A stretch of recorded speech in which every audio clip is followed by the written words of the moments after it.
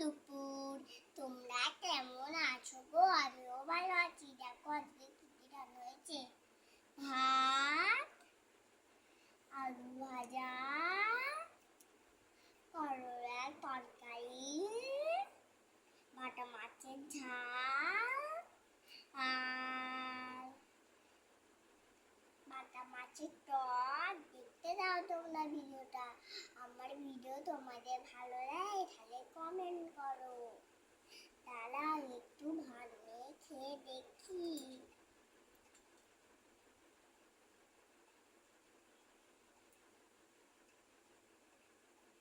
বাটা মাছের ঝাল দিয়ে